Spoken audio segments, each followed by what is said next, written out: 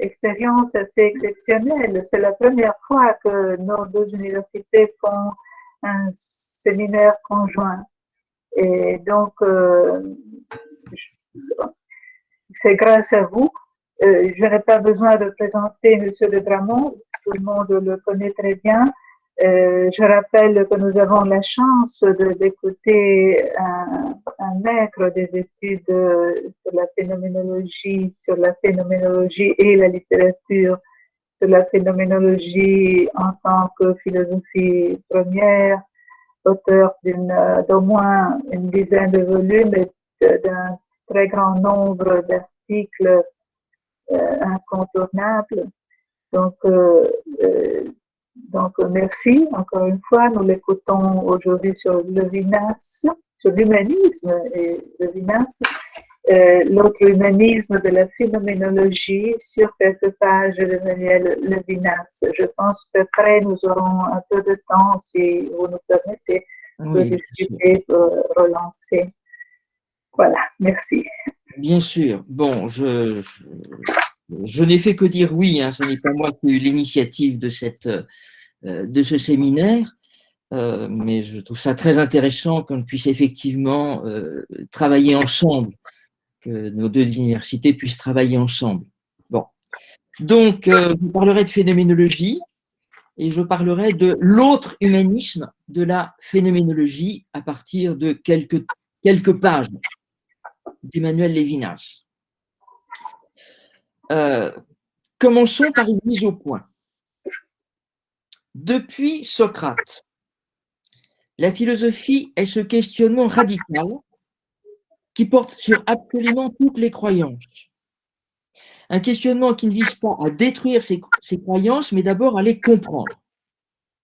Le même homme qui est condamné en 399 avant Jésus-Christ pour impiété peut déclarer à ses juges « Athéniens, je crois comme aucun d'entre vous ». À ce titre, le siècle de Socrate est aussi le siècle de Kant, c'est-à-dire le siècle de la critique, et il faut souhaiter qu'il soit aussi le nôtre. Cela veut dire que nous ne pouvons pas aujourd'hui partir d'une idée déjà bien établie de ce qu'est l'homme pour consacrer cette idée 2 heures plus tard avec un suffixe en isme et passer de l'homme à l'humanisme. Pourquoi ?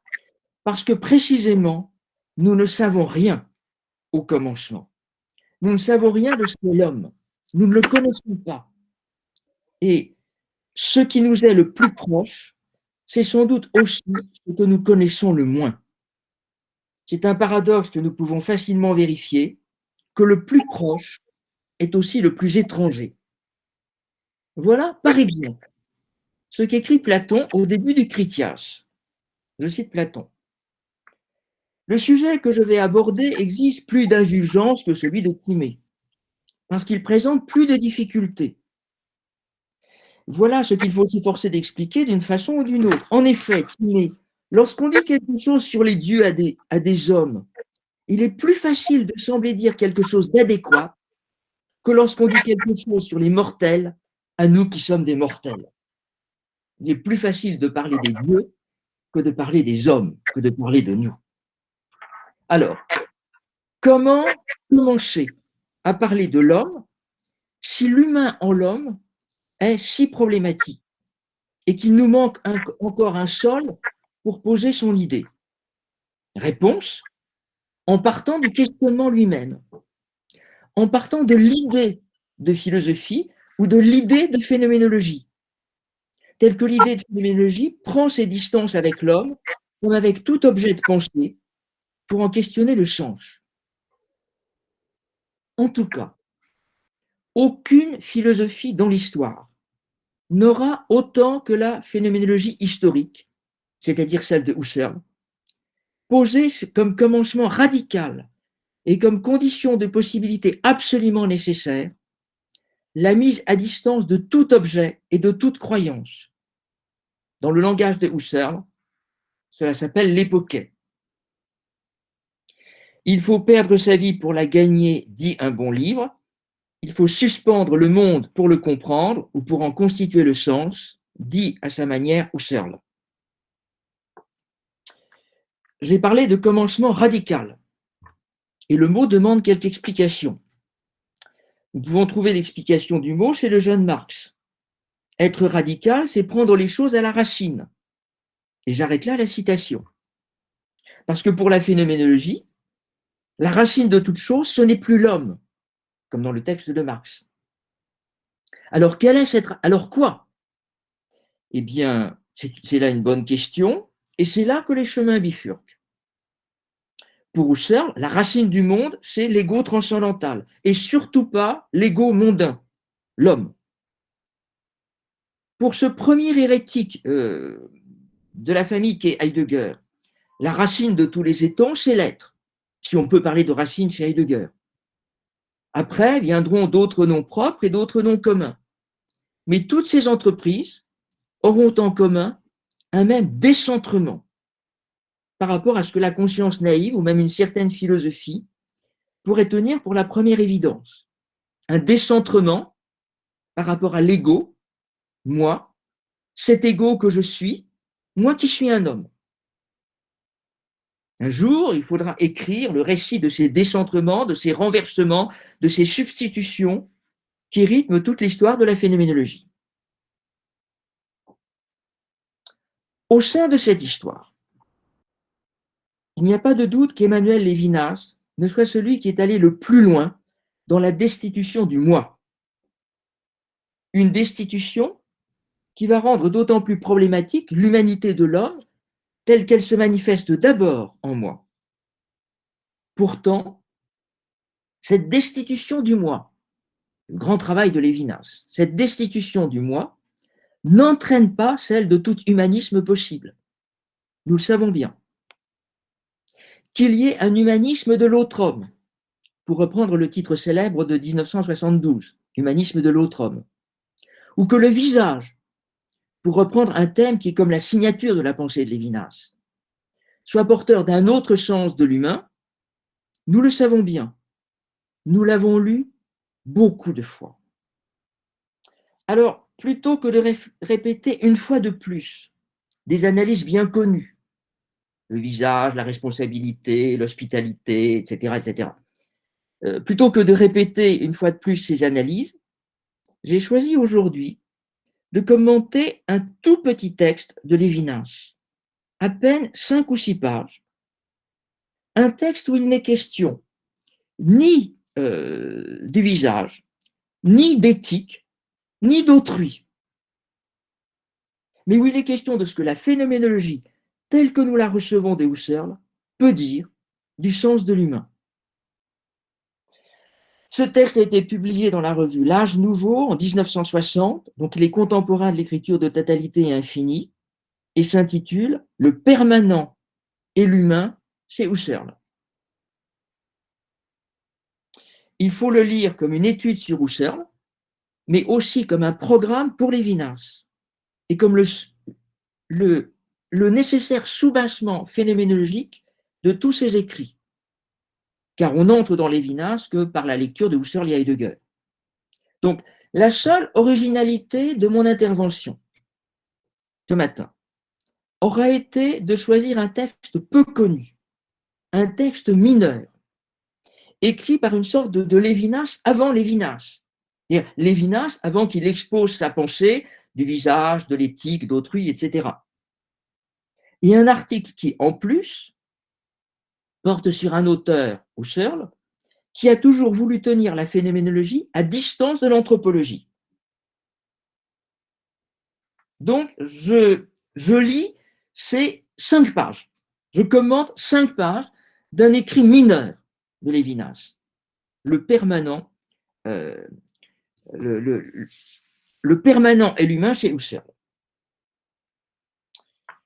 L'incipit du texte a son importance et situe l'enjeu entre le rêve d'éternité, qui a été longtemps propre à la métaphysique, et le désir d'une jeunesse de la pensée. Aujourd'hui, la phénoménologie est plus que centenaire, et il est bon de se demander de quel printemps elle est encore la promesse. Est-elle encore capable d'une jeunesse de la pensée ou est-ce qu'on est simplement dans des commentaires antiquaires? Je lis le début du texte. La nostalgie du permanent, la nostalgie de la substance est profonde dans l'homme. Elle contredit peut-être le rêve tout aussi obsédant de liberté, de renouvellement et de printemps. Elle ne provient pas uniquement de l'embourgeoisement des âmes. La nostalgie du permanent et le rêve de renouvellement et de printemps et de jeunesse. Mais le permanent aussi a une histoire. Et la jeunesse a un avant. Il y a un avant la jeunesse. Aussi, l'article de Lévinas commence par quelques rappels historiques avant d'aborder le vif de son sujet. Cette histoire, l'histoire de la métaphysique, est massivement l'histoire de l'idéalisme. Une histoire qui nous apprend que le réel ne doit pas avoir de secret pour notre pensée, ou qui nous montre les progrès de l'esprit pour connaître le réel. Une histoire qui commence par Platon, bien sûr. Ça commence toujours par Platon.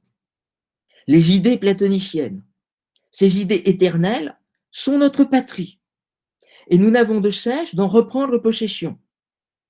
La grandeur de l'esprit, c'est de se mesurer à l'éternel, au risque que nos existences particulières, nos existences périssables, nos existences de mortels, celles d'une humanité qui n'est qu'humaine, comptent peu. La simple humanité de l'homme compte peu au regard de l'éternité des idées. Confronté à l'éternité de ce qui est, le temps humain paraît alors quantité négligeable. Il a fallu attendre l'idéalisme hégélien pour que l'absolu entre dans le devenir des hommes. On se souvient de la formule fameuse de Hegel, le temps est l'être là du concept. Eh bien, cette formule redonne au temps, à l'histoire des hommes, à la culture, au travail, à tout ce qui porte la marque de notre humanité, sa place essentielle. De sorte que, maintenant, l'être, pour se manifester, a besoin du temps des hommes. De sorte que l'absolu se réalise grâce au temps. Et que toute manifestation porte maintenant la marque de l'homme et de son histoire. Je cite, de sorte qu'est humain non seulement l'œil qui perçoit l'image du monde, mais aussi la lumière qui l'éclaire. Que la lumière vienne de l'homme, c'est la leçon déjà de Goethe et la vérité de l'idéalisme. On se souviendra du mot célèbre de Goethe, si l'œil n'était solaire, comment pourrait-il voir la lumière? Si la force propre au Dieu ne vivait pas en nous, comment pourrions-nous être transportés par le divin? Et on se souviendra des pages du Temps et l'autre de Lévinas qui sont consacrées à la transcendance de la lumière et de la raison. Je cite sur la lumière de l'esprit, la lumière de l'humain qui va enfin comprendre la totalité du réel. Je cite le Temps et l'autre. Le retournement possible de l'objectivité en subjectivité est le thème même de l'idéalisme, qui est une philosophie de la raison. L'objectivité de la lumière, c'est la subjectivité elle-même. Tout objet peut être dit en termes de conscience, c'est-à-dire mis en lumière. Voilà, résumé en quelques lignes, toute l'histoire de la métaphysique, depuis Platon jusqu'à Hegel. L'histoire d'une conquête du réel, d'abord au prix de notre effacement en tant que simple homme, et ensuite, dans un deuxième temps, notre affirmation, l'affirmation de notre humanité à travers l'acte de savoir. Comme le dira plus tard la conférence Transcendance et Intelligibilité, c'est dans le savoir et la conscience que la philosophie recherche l'esprit. Il faut ajouter, c'est dans le savoir, c'est dans l'activité du savoir qu'elle trouve la puissance de l'esprit, qu'elle trouve une puissance qui est maintenant confiée à l'histoire, même celle des hommes mortels.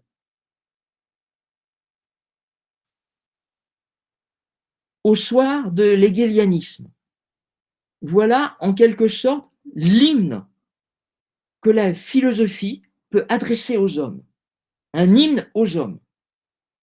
Je cite Lévinas. Donc c'est Lévinas qui raconte où a mené cette histoire de la métaphysique. L'homme moderne se reconnaît dans cette philosophie sans éternité. Oh, la fraîcheur du printemps dans un devenir qui s'élance vers la mort. La beauté de l'acte gratuit. Les tendres pousses au printemps qu'en dépit de la logique aime Ivan Karamazov. Mais aussi la noblesse de l'entreprise sans espoir, la persévérance dans l'échec, la chaleur de la terre des hommes. Voilà une histoire qui commence avec l'affirmation de l'éternité et l'homme quantité négligeable à côté, et qui se finit par une affirmation du temps, de l'histoire, les hommes pouvant maintenant accéder à la totalité du réel. Voilà, sinon Hegel lui-même, voilà l'interprétation transmise par Kojève, voilà un hegelianisme où la première place revient à l'anthropologie plutôt qu'à la théologie. Où voilà l'esprit du temps, c'est-à-dire d'un temps qui est tout occupé à la conscience historique, au travail des hommes mortels, d'un temps qui n'est plus occupé qu'avec le temps, avec le devenir, avec l'histoire, avec le périssable, et où peut disparaître le souci d'éternité. Ce que quelqu'un comme Patočka appellerait le souci de l'âme, ou ce que Lévinas qualifie d'appartenance à un ordre éternel qui déborde l'humain.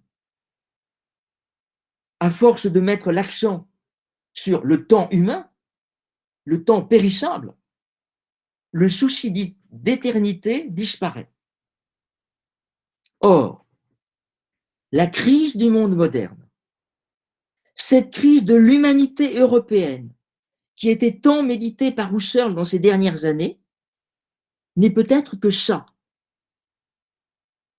Non pas seulement l'oubli de l'esprit, ce que dit Husserl dans la conférence de Vienne, non pas seulement l'oubli de l'être, ce que dira Heidegger ensuite, mais cette perte d'un rapport à l'éternité, alors que ce rapport à l'éternité est essentiel à l'homme. La crise, telle que Lévinas est en train, en ce moment, d'en parler, c'est l'oubli de l'éternité. Je rapporte ici un mot de Jean-Yves Lacoste, au cours d'une conversation que j'ai eue avec lui. Lacoste me disait « Le nihilisme, ce n'est peut-être que l'indifférence à la vie éternelle. » Donc, l'essentiel, le permanent, l'éternel, voilà ce dont nous avons bel et bien à nous soucier. Et pas seulement de ce qui s'inscrit dans l'histoire et qui passe. Il y a un souci humain, le souci d'un homme concret qui est inscrit dans le temps, dans le monde, mais un souci qui est aussi, ou qui doit aussi être, un souci de l'éternel. C'est cela qui est en jeu dans le petit texte de Lévinas. Un souci de l'éternel qui soit notre souci, à nous, hommes. Voilà en tout cas le défi que relève la phénoménologie naissante. Je cite. Un des aspects les plus significatifs de la phénoménologie husserlienne aura précisément consisté à réunir les deux motifs de la conscience contemporaine. Sa quête de l'essentiel et sa certitude de l'importance du monde concret, où la vie se déroule et qu'on ne peut reléguer parmi les apparences. L'importance de la phénoménologie, c'est de tenir ensemble la quête de l'essentiel, le souci du permanent, le souci de l'éternel et l'inscription dans le monde concret. Le temps, le devenir et la mort. Donc voilà la tâche qui s'ouvre. Retrouver le sens de l'humain. C'est la tâche husserlienne. C'est ce que dit le paragraphe 6 de la Crisis. L'histoire de la philosophie moderne est un combat pour le sens de l'homme. Donc il s'agit de retrouver le sens de l'humain à même son combat pour accéder à l'essentiel. Non plus simple, l'essentiel n'étant plus simplement la transcendance dans l'immanence, comme disait Husserl, mais d'une certaine façon, ce qu'on pourrait appeler, à partir de textes de Lévinas, ce qu'on pourrait appeler le permanent dans le mortel. Voilà. Il s'agit de, Husserl disait, il s'agit de pencher la transcendance dans l'immanence, ce qu'invite à dire le texte de Lévinas. La formule n'est pas de Lévinas, mais elle vient naturellement de la lecture. Il s'agit de trouver le permanent dans le mortel. Et du coup, il s'agit de montrer l'humain partout à l'œuvre et comment tout le réel est tourné vers l'humain. Il s'agit de montrer, mais c'est toute la phénoménologie, il s'agit de montrer la grande corrélation entre l'humain et le réel. Le réel, ça veut dire le permanent, l'essentiel. Cela passe par l'invention du premier principe de la phénoménologie, l'intentionnalité. Cela passe par cette proposition d'apparence si simple qu'on imagine mal, la première fois qu'on l'entend, tout ce qui va s'en suivre. La phénoménologie, c'est cette extraordinaire aventure, a commencé par une formule qui n'a l'air de rien, toute conscience est conscience de quelque chose. Et ensuite, des fleuves d'encre et des murs entiers de bibliothèques pour en montrer les conséquences. Au moins, quelqu'un comme Lévinas n'aura-t-il jamais caché l'importance de cette découverte pour la phénoménologie?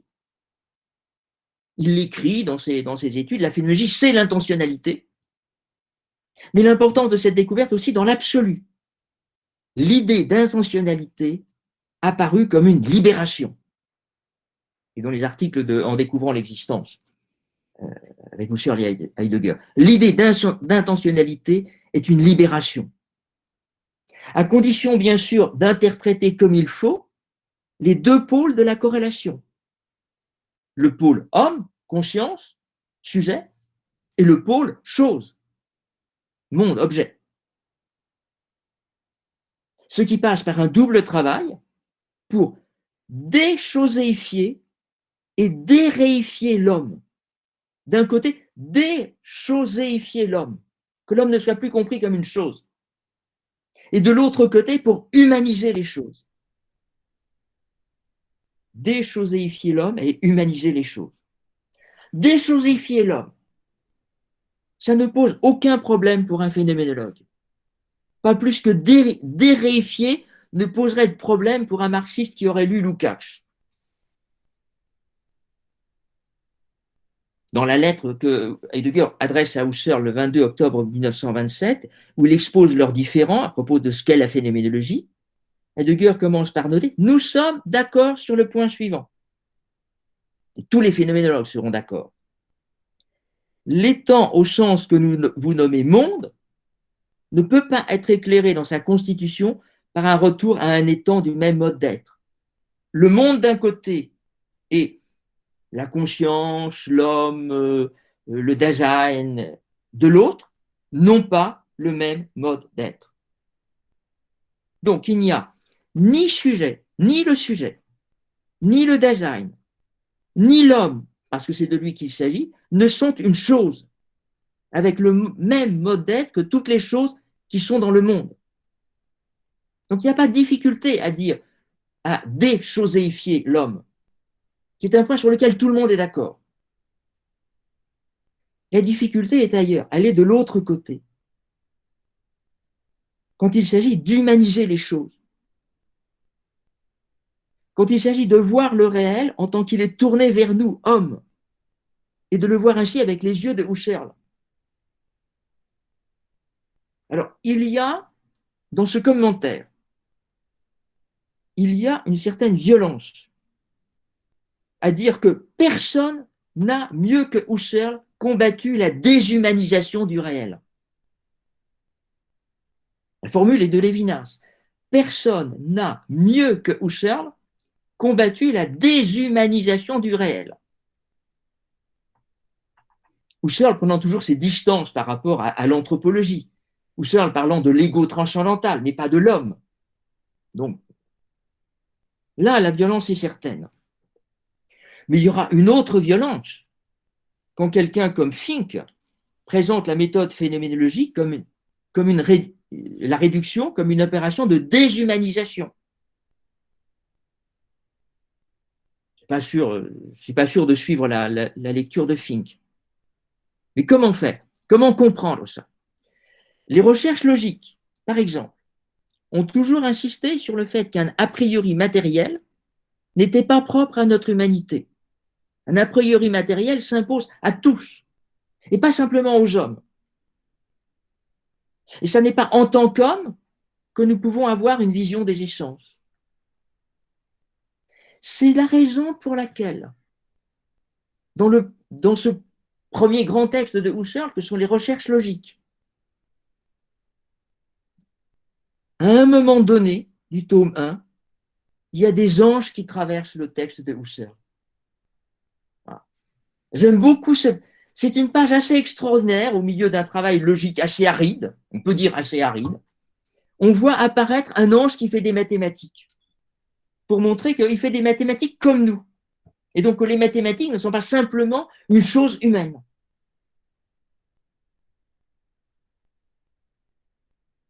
Or, le combat contre le psychologisme est revendiqué par Lévinas au nom de l'homme. Husserl prend ses distances avec l'anthropologie et Lévinas dit, attention, Husserl combat la déshumanisation du réel. Il veut montrer comment le réel est humanisé.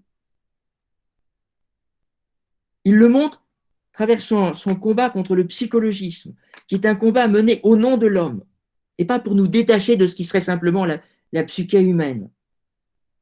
Je lis Lévinas.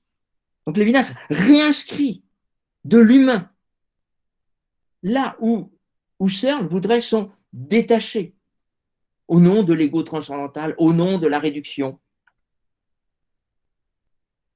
Je cite Lévinas. Sa critique du psychologisme en logique, par laquelle débutèrent les recherches logiques en 1901, montra que les termes de la science physico-mathématique appliquée à l'humain ruinent cette science même. Si on pense, voilà,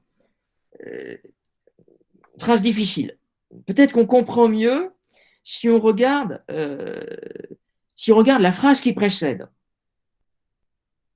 Personne n'a mieux que Husserl combattu la déshumanisation du réel, qui se produit lorsqu'on étend à la totalité de notre expérience des catégories qui conviennent à la matière mathématisée, lorsqu'on érige le scientisme en savoir absolu. Si on fait du logique, de la mathématique, des sciences des sciences positives, la seule mesure, et qu'on veut comprendre l'homme uniquement à partir de la science physico-mathématique, alors on ruine toute compréhension de l'homme. Je regarde la phrase suivante. La phénoménologie husserlienne a fourni les moyens intellectuels principaux pour substituer au monde tel que se représente la science physico-mathématique un monde humain. C'est comprendre les recherches logiques à partir de la crisis. Il faut revenir au monde de la vie. Le simple monde de la science, de la nature mathématisée, conduit à la crise. Si la nature est simplement un objet mathématisé, alors on arrive à la crise des sciences, à la crise de l'humain, au divorce entre le monde humain, le monde de la vie, et le monde des sciences. Pour dire ça, il faut une série de déplacements. Lévinas a besoin d'une série de déplacements pour interpréter l'entreprise husserlienne dans un sens anthropologique, pour remettre de l'humain dans le travail husserlien. Encore une fois, le travail husserlien suppose un écart entre phénoménologie et anthropologie, suppose une mise entre parenthèses de tout ce qui est proprement humain pour accéder seulement à un ego transcendantal. Ne me demandez pas ce que c'est qu'un ego transcendantal. Heureusement, je n'ai pas le temps. Heureusement. Donc, qu'est-ce qu'il faut? Il faut lire ici les recherches logiques à la lumière de la crise des sciences.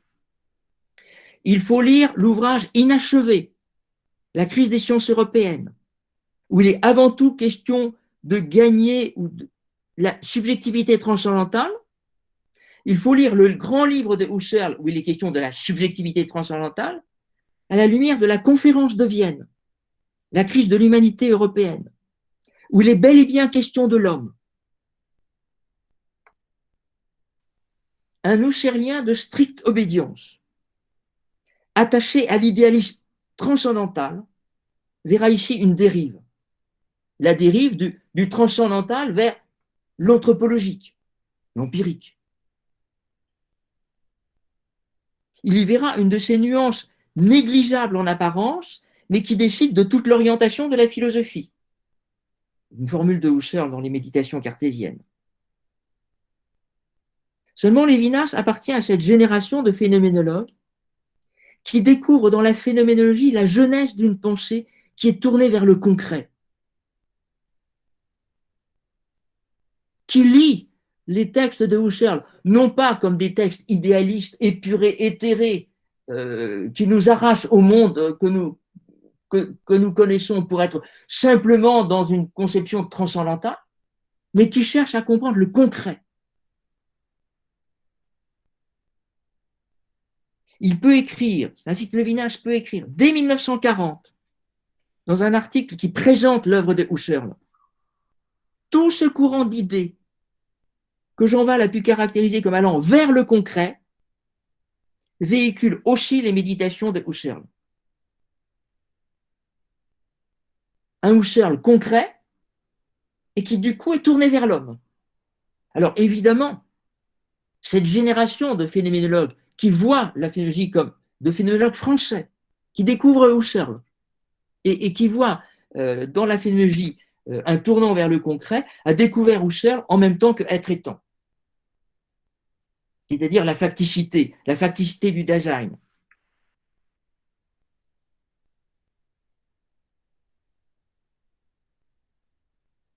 Qu'est-ce qu'on cherche?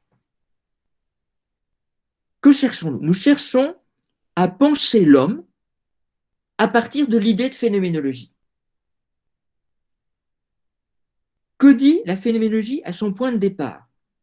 Elle dit que toute conscience est conscience de quelque chose. C'est l'intentionnalité. Autrement dit, que l'humain est avant tout ouverture au monde. Quand on dit l'humain est ouverture au monde, on a déjà commencé de traduire Husserl dans une langue un peu heideggerianisée, l'être dans le monde. Mais ça ne trahit pas l'impulsion première. C'est assez fidèle à Husserl. Il faudrait montrer comment, dès la thèse de 1930, théorie de l'intuition dans la phénoménologie de Husserl, c'est le premier grand texte qui soit écrit en France sur la phénoménologie. On est en 1930. Husserl vient à peine de prononcer les méditations cartésiennes. Eh bien, dès cette thèse de Lévinas, il y a des motifs heideggeriens. Les motifs heideggeriens, c'est ceux qui sont attentifs à la facticité, au fait d'être dans le monde. C'est des motifs où le sens du concret est beaucoup plus affirmé. Eh bien, dès la thèse de Lévinas, les motifs heideggeriens infléchissent l'exposé. Et dans l'article que j'essaie de lire aujourd'hui, on peut voir comment la phénoménologie née de Husserl déborde l'intention première de son auteur pour aller vers le concret. Voilà. Ce que j'essaie de dire en ce moment, ça peut paraître un peu technique, mais ce que j'essaie de dire, Lévinas lit Husserl en étant à la fois fidèle et infidèle. Il est fidèle à l'impulsion première, il est fidèle à l'idée de phénoménologie. il est fidèle à la corrélation, l'intentionnalité, etc. Et il est infidèle dans la mesure où il tire Husserl du côté de l'anthropologie, du côté d'une exposition de ce qu'est l'homme. Ce que Husserl ne veut pas faire. Husserl veut parler de l'ego transcendantal. Donc, Lévinas est fidèle et en même temps, il déborde l'intention première de Husserl. Et il déborde vers le concret. Vers le concret, ça veut dire aussi vers l'être. Vers le concret, ça signifie à la fois vers l'être, vers un questionnement ontologique qui doit plus à Heidegger, et vers l'homme, vers la possibilité pour l'homme d'habiter le monde. C'est une interprétation. La lecture de Lévinas, c'est une lecture qui évidemment interprète Husserl, qui n'en reste pas à la lettre de la phémologie husserlienne, et qui tire Husserl. Alors on peut montrer qu'il tire Husserl vers Heidegger, vers un questionnement ontologique. C'est ce que disait Husserl quand il a lu la thèse de Lévinas. Il dit, mais il y a trop de Heidegger à la fin. Il n'aimait pas cette thèse. Donc, Lévinas tire Husserl du côté de la question de l'être, et il le tire aujourd'hui, il tire Husserl vers la question de l'être dans la thèse, et aujourd'hui, dans ce petit article que j'essaie de commenter, il tire Husserl vers l'homme, vers la possibilité pour l'homme d'habiter le monde. Je reviens à notre article. Je cite.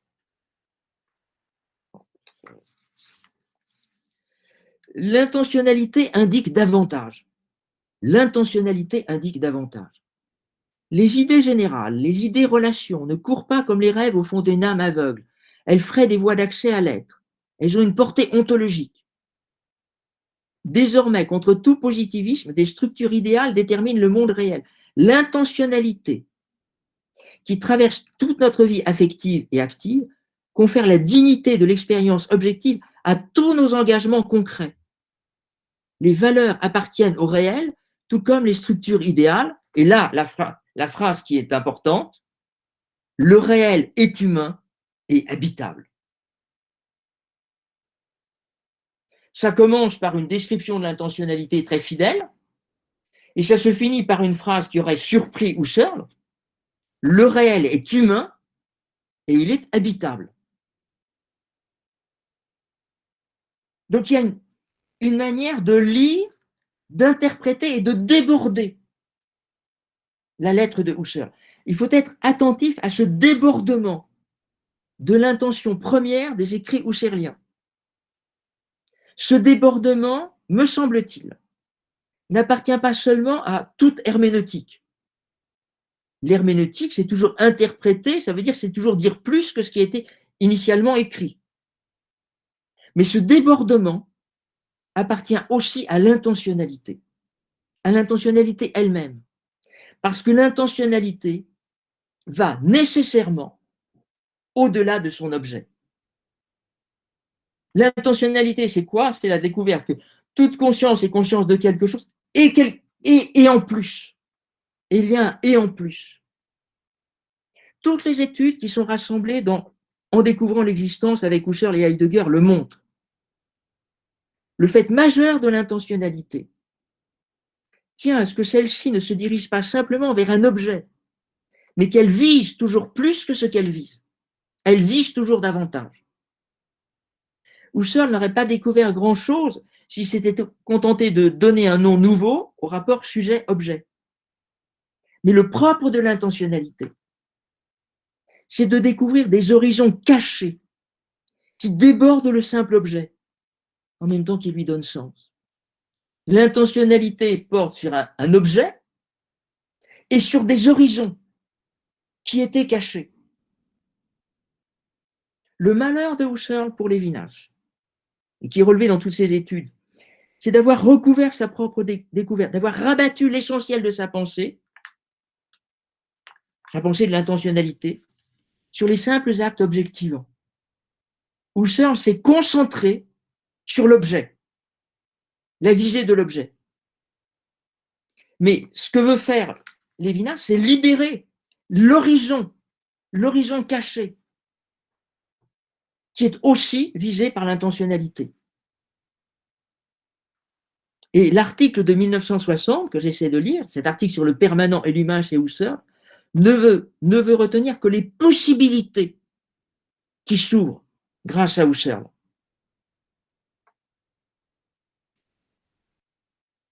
Je cite l'article.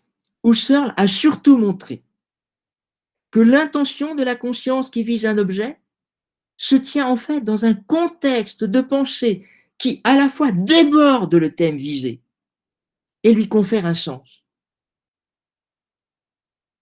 La présence latente est indispensable à la visée qui les oublie, mais elle les sous-tend. Ces pensées maintiennent ouvert un horizon où déjà se situe notre vie perceptive, scientifique, affective et active. Husserl a surtout montré que l'intention déborde. Elle déborde le thème. Ces quelques lignes sont décisives. Elles sont décisives pour comprendre Husserl. Ce que le concept d'intentionnalité veut dire, ce qu'il peut avoir de nouveau, ce qu'il peut avoir de libérateur. Mais ces thèses sont décisives aussi pour Lévinas lui-même, pour montrer comment le texte de Husserl se déborde de lui-même et va dans d'autres directions, va jusqu'à l'humain. Ces lignes sont décisives parce que la pensée de l'infini trouve là sa formule. La pensée de l'infini chez Lévinas, c'est une pensée qui pense plus qu'elle ne pense. Une pensée qui pense plus qu'elle ne pense, pensée de l'infini, pensée de l'idée d'infini à la fin de la troisième méditation de Descartes. C'est déjà inscrit dans la description husserlienne de l'intentionnalité. Vous comprenez? Je ne sais pas si vous... Enfin, l'intentionnalité, c'est très simple. Au départ, c'est très simple. C'est une formule qui n'a l'air de rien du tout. Toute conscience est conscience de quelque chose. Mais en fait, toute conscience est conscience de quelque chose et en plus d'un horizon. Elle est consciente de ce qu'elle thématise et d'un surplus, d'infiniment plus, dit Lévinas. Et cet infiniment plus, c'est l'idée d'infini. C'est l'idée de Descartes. C'est Dieu.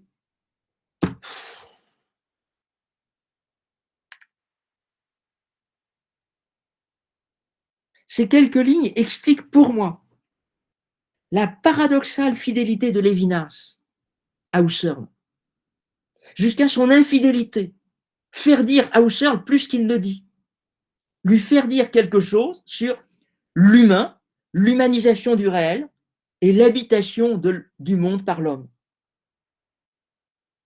Il y a une pensée de Husserl qui déborde les écrits de Husserl, et c'est elle qui va en direction de l'être, chez Heidegger, ou de l'humain, chez Lévinas.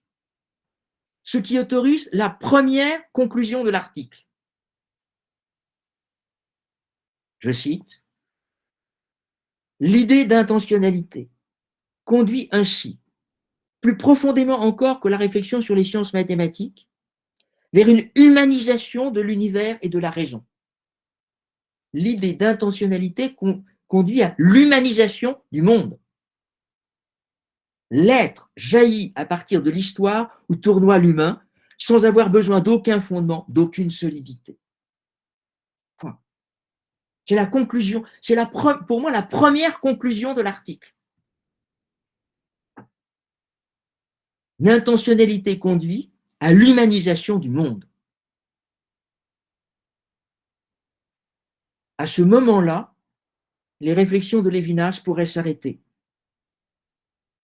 La phénoménologie husserlienne a fait plus que de donner une définition de l'homme. Je ne suis d'ailleurs pas sûr que de donner une définition soit la meilleure manière de penser.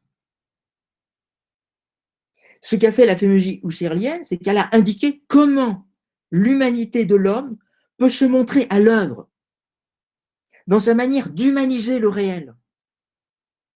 Alors c'est une indication, c'est un article de quelques pages. Mais cette indication suffit. Elle suffit pour cet article et elle suffit pour mon exposé. Après, il y aura d'immenses chantiers. D'immenses chantiers vont s'ouvrir pour montrer en détail comment, dès les travaux très arides sur la logique, l'humain en l'homme est très présent. Dès les travaux de logique, les travaux arides, montrent l'humanisation du réel. Les premiers élèves ou disciples de Husserl ne s'y sont pas trompés. Ils ont vu là une véritable aventure spirituelle. Il y a une lettre assez extraordinaire de Husserl à Rudolf Otto, où Husserl, quand il fait des cours à Göttingen, qui sont des cours extrêmement techniques, dit « Je ne comprends pas. Les gens se convertissent dans mon séminaire. Les catholiques deviennent protestants, les protestants deviennent catholiques, les juifs entrent au Carmel, enfin, alors qu'il est en train de faire des choses d'une aridité, d'une technicité. Et ces élèves ont compris qu'il y avait là une aventure spirituelle, l'humanisation du réel, ce que Lévinas appelle l'humanisation du réel. Ah, pour moi, c'est absolument étonnant.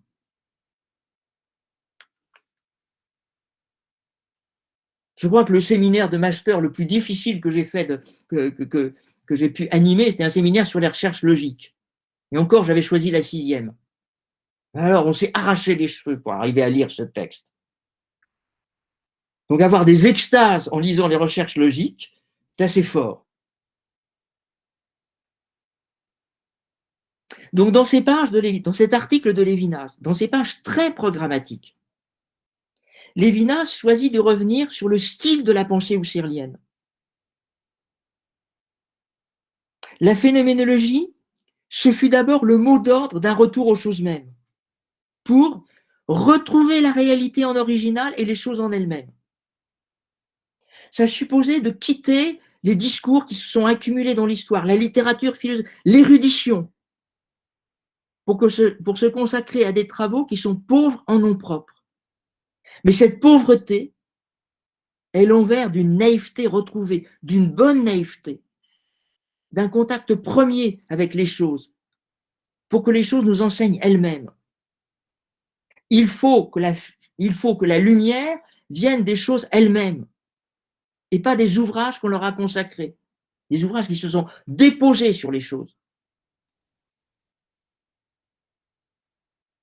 Inutile de dire que nous sommes nombreux, et moi le premier, à répéter la maxime « aller droit aux choses mêmes » et à faire exactement l'inverse. C'est-à-dire à passer notre vie dans une bibliothèque, à ouvrir des livres et à les commenter. Pourtant, voilà ce qui devrait nous guider. Je cite Lévinas. Leur nouveauté, la nouveauté des choses mêmes, lui, à travers les essences éternelles, avec plus d'éclat qu'elles ne seraient empruntées à une référence du passé. Les choses mêmes sont empreintes de leur essence éternelle. On retrouve l'éternité. Retour aux choses signifie vision des sens, Wesensschau. Le réel oppose au remous de l'histoire les vigoureuses structures de sa solidité. Et là, une phrase étonnante, la vérité n'est pas une œuvre du sujet.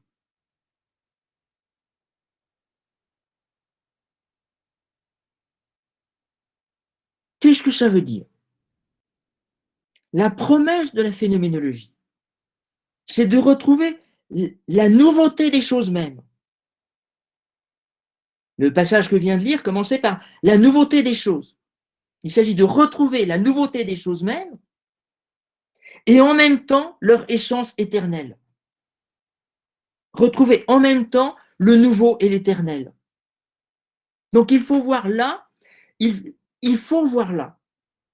dans cette alliance de la nouveauté et de l'éternité, la leçon pour moi la plus forte que Lévinas peut tirer de l'œuvre de Husserl. Une leçon qui se répète chaque fois que nous tâchons de voir des essences éternelles, chaque fois que nous abandonnons notre prétention à produire la vérité, pour simplement, c'est-à-dire très humblement, la voir. Une vision des essences, ce n'est pas une production des essences. La conscience n'est pas la mesure des essences qu'elle s'efforce simplement de voir. La vérité n'est pas notre œuvre.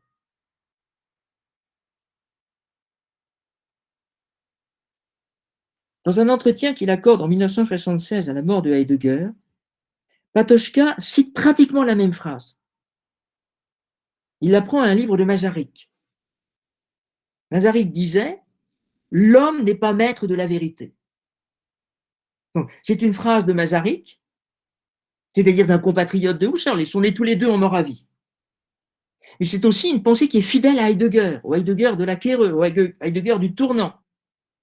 Et c'est une pensée que nous lègue Husserl. L'homme n'est pas maître de la vérité. Husserl, Heidegger, Patočka disent la même chose, et Lévinas. Mais alors, si la vérité n'est pas notre œuvre, chacun peut comprendre que la vérité n'est pas notre œuvre. J'espère que chacun est persuadé que la vérité n'est pas son œuvre. Qu'est-ce que nous pouvons faire?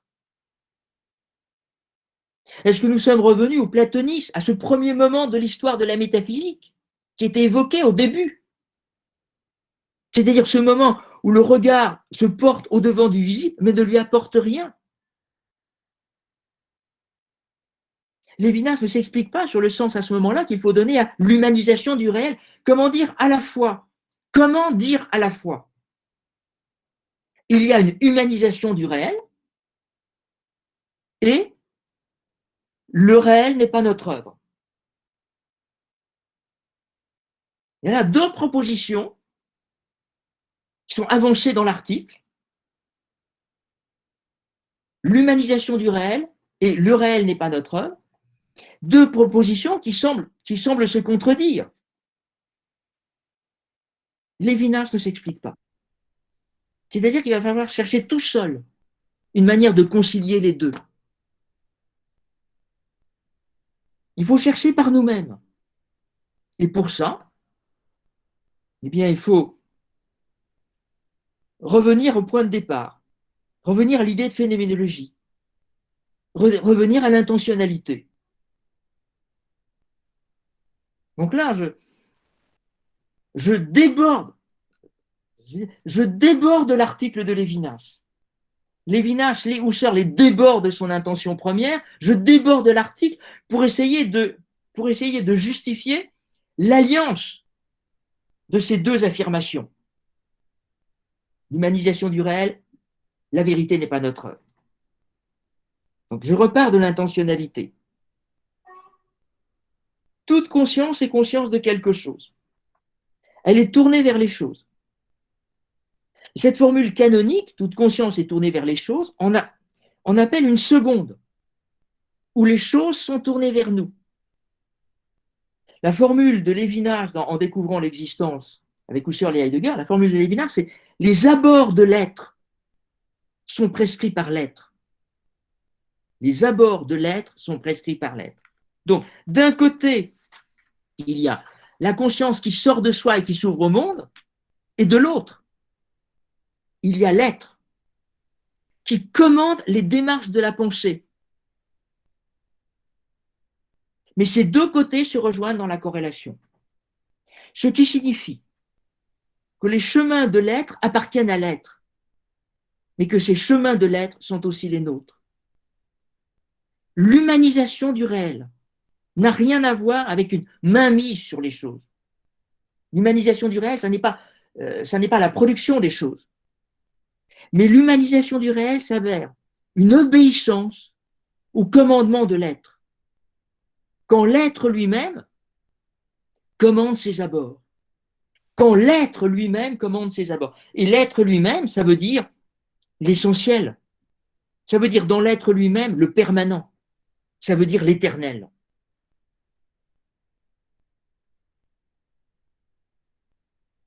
Aller vers les choses mêmes, les essences éternelles, voilà notre humanité.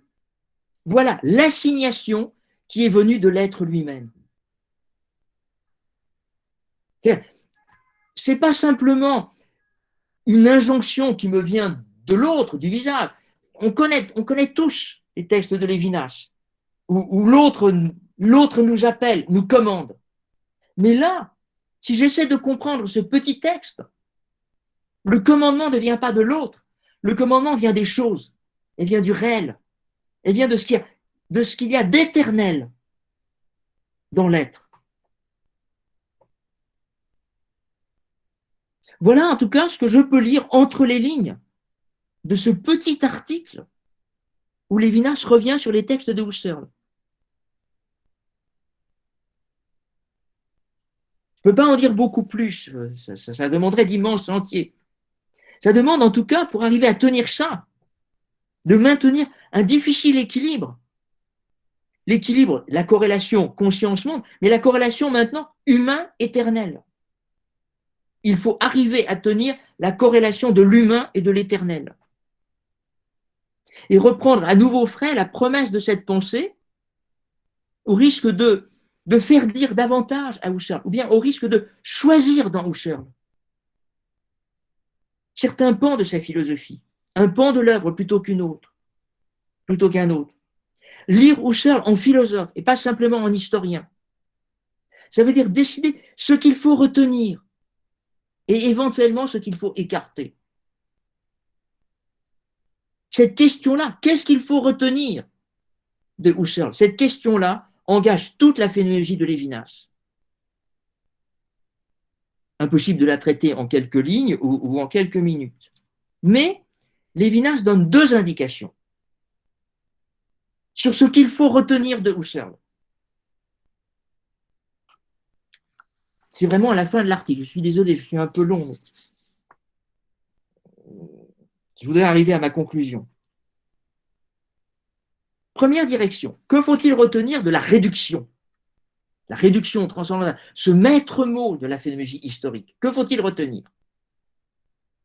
La volonté husserlienne de réduire la vie de l'homme historique pour remonter jusqu'à un sujet absolu, jusqu'à un ego transcendantal, que chacun d'entre nous doit retrouver en soi, mais qui n'est pas le soi concret de l'homme. La remontée vers une conscience pure, que Lévinas dit extra-humaine ou extra-mondaine. C'est un projet ambitieux, un projet difficile. Si difficile que Husserl doit sans cesse se remettre à la tâche. Il doit recommencer indéfiniment. Ceux qui connaissent un peu Husserl savent que toute son œuvre, c'est ça. Une espèce de bégaiement pour revenir au commencement, à la réduction. S'il y a un penseur qui a eu pour vocation d'être un commencement perpétuel, c'est bien Husserl.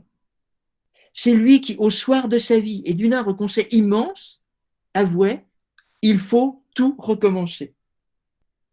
Je ne peux rien vous souhaiter d'autre, je ne peux rien vous souhaiter de mieux en philosophie que d'un jour vous dire, quand vous aurez déjà travaillé, il faut tout recommencer. C'est là sans doute le côté pathétique de Husserl, mais c'est aussi celui par lequel il est le plus humain et le plus philosophe. Que révèle cette recherche inlassable du commencement? Lévinas répond, une recherche de l'essentiel et du permanent, mais aussi, je cite, une nostalgie de l'éternel, comme une ardeur impossible à éteindre. Et peut-être une autre voie que celle de la réduction reste-t-elle pour les disciples de Husserl, pour répondre à cette nostalgie. Ce que montre le travail de Husserl, cette nostalgie de l'essentiel, cette nostalgie de l'éternel. La phénoménologie est à recommencer, pourvu que l'intention du phénoménologue se porte sur les choses et sur l'éternité qui se manifeste en elle. Voilà la première direction. Deuxième direction. Que retenir du chemin husserlien pour répondre à cette nostalgie? Qu'il fut d'abord le chemin d'un philosophe soucieux de science et de science rigoureuse. Que de son premier à son dernier mot, la phénoménologie de Husserl est marquée par le caractère irréductible et privilégié de la théorie. Or, depuis sa thèse de 1930, Lévinas a voulu engager la phénoménologie sur d'autres voies. Qu'il y ait chez Husserl, dans tous ses textes, un primat de la conscience théorique, cela est indéniable.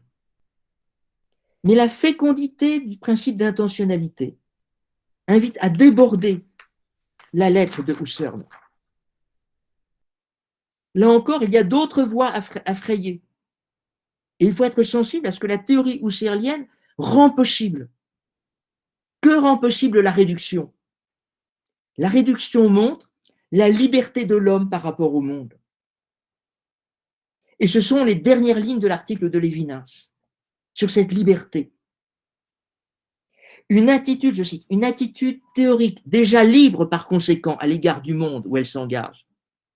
Ou plus exactement, une possibilité de se retirer de l'engagement, de se dégager de l'histoire, où cependant, d'emblée, la conscience se situe.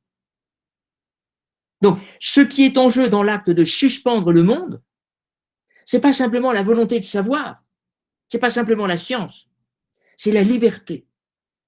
La liberté du penseur en tant qu'il est capable de se libérer du monde, c'est-à-dire se libérer de l'être.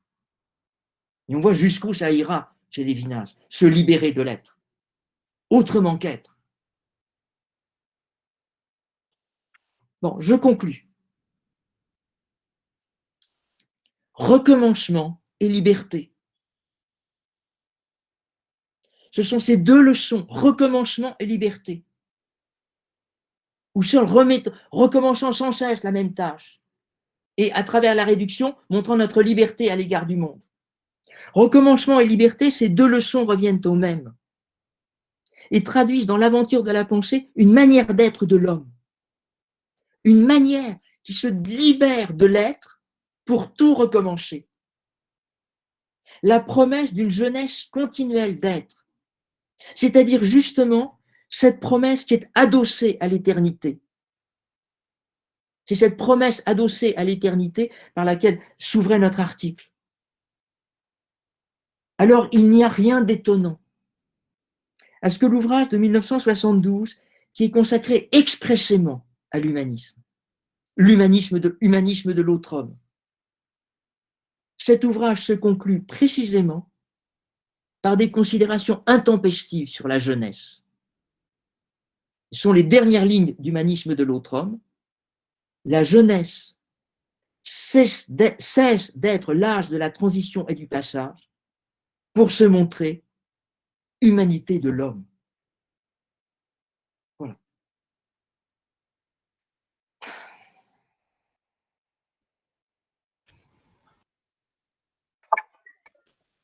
Je crois qu'il y a un applaudissement silencieux qui se lève.